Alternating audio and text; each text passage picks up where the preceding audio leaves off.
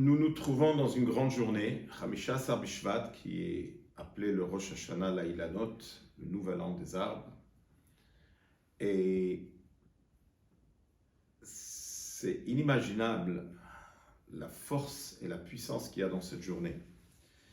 Je vais vous dire que le Rabbi parlait beaucoup, avec beaucoup. J'ai eu la chance et le plaisir d'être, le mérite d'être présent dans des différentes fabriques que le Rabbi a fait à la fête de Chamisha Asar Bishvat, que ce soit l'année 1978, 79. Et chaque fois, le Rabbi parlait avec admiration que chez les séfarades, il y a tout un seder de tout Bishvat. Le Rabbi est parti toujours chercher les sons, qu'est-ce qu'on tire de cette fête, et en expliquant que Rosh Hashanah, cette journée, c'est essentiellement Rosh Hashanah pour nous, Am Israël. Et par conséquent, il y a aussi Rosh Hashanah pour les Arabes. La question qui se pose, la Gemara, dans Masechet Ta'anit, elle compare, elle dit, le pasuk qui dit qu'Adam et Tzasadeh, que l'être humain c'est un arbre. Et de là, on comprend que Mamash, on compare l'être humain à un arbre. La question qui se pose, l'être humain, c'est le niveau le plus haut parce que le monde, il se partage par 4, minéral, végétal, animal, être humain. Donc l'être humain, c'est le plus haut. Comment on prend l'être humain qui est le plus haut et on le compare au tzomeach, au végétal?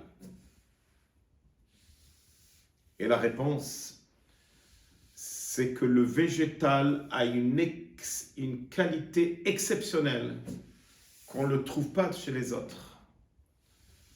C'est vrai que l'animal, elle a un mouvement de bouger, donc on l'appelle chai, vivant, mais d'abord a cette qualité de réflexion, de parler, mais grandir constamment, on le voit seulement dans le végétal.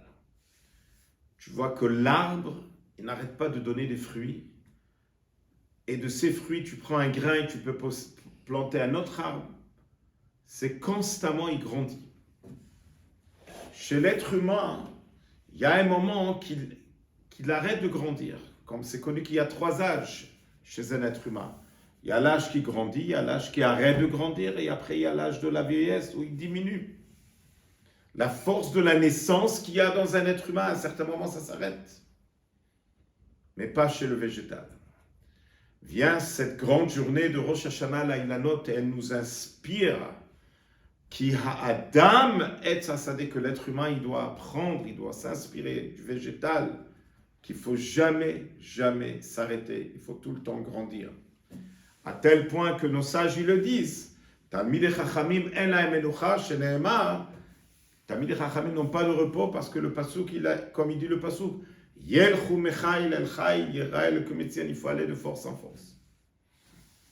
Donc le grand message de cette journée, Chamisha Asar B'Av, et on est en train de le fêter, de le célébrer parce qu'on est en train de s'inspirer, c'est qu'un juif, il doit constamment grandir. Toute l'année, il doit grandir.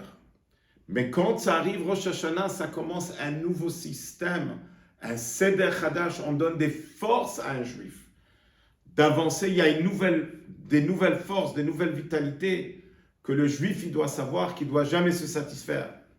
Et ça tombe toujours dans la même semaine que Yud Shvat, le jour que le Rabbi est devenu Rabbi, que lui, c'est ce qui n'arrêtait pas de parler, d'envoyer des lettres, même à des shluchim qui ont fait des très grosses activités.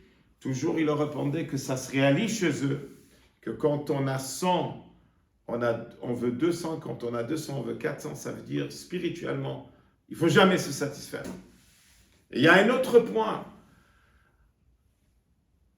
L'arbre, il donne des fruits, et avec ces fruits, ces grains, tu peux faire un autre arbre, ça veut dire c'est l'influence sur l'autre. Un juif, il doit constamment influencer un autre juif. Et quand il influence un autre juif, alors c'est comme le fruit qui a un grain que tu peux planter un autre arbre. Un autre point, c'est que Am Israël, il est comparé à la récolte. Qu'est-ce que tu fais avec la récolte? Tu mets un grain dans la terre et ça pousse.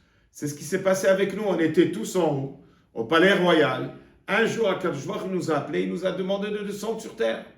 Alors, on est descendu dans un monde matériel et on nous a semés dans ce monde. Et quand on est en train de semer un grain dans la terre, qu'est-ce qui arrive? Le grain, il se décompense, il s'annule, il s'efface et là, ça pousse. Alors, tu peux mettre un grain du blé et ça va pousser plus de quantité de blé, ou bien si tu mets un grain d'un fruit, ça c'est beaucoup plus de travail, beaucoup plus d'investissement, ça peut prendre des années jusqu'à que ça va pousser. Mais après, ça grandit quelque chose de beaucoup plus fort, un arbre qui a sorti des bons fruits. Et ça, c'est un message tellement fort à nous.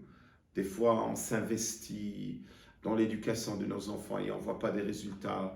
Des fois, on s'investit dans un projet et on ne voit pas des résultats. On nous dit, la Chassidoute nous enseigne, regarde les arbres. Des fois, ça prend des années jusqu'à que l'arbre il va grandir.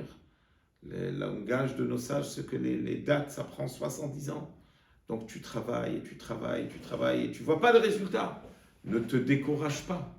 À la fin, tu vas voir des résultats extraordinaires. Ça va te sortir comme les dattes qui sortent un fruit avec une douceur extraordinaire. Et c'est comme ça que le juif, il doit savoir que le fameux passou qui dit « Hazorim bedim'a berina yiktsoru » ceux qui sèment avec des larmes, ils vont moissonner avec de la joie. C'est comme ça quand nous on réalise que tout ce qu'on fait maintenant en exil, même si c'est des moments durs en exil, c'est des moments qui sont vraiment, c'est dur, on souffre. Alors, il faut savoir que maintenant on sème avec des larmes, mais on va moissonner avec de la joie. Et incroyable que même dans les fruits qu'on mange à Tou Bishvat, il y a l'olive et il y a les dattes. L'olive représente les souffrances qu'on traverse au moment de l'exil. Il y a les olives, ils ont une certaine amertume. Et après on passe au miel, mais quand on presse l'olive, c'est là que l'huile sort. L'huile, c'est le secret de la Torah.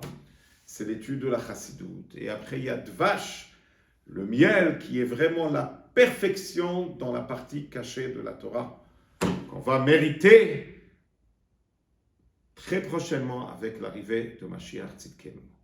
Shabbat Shalom.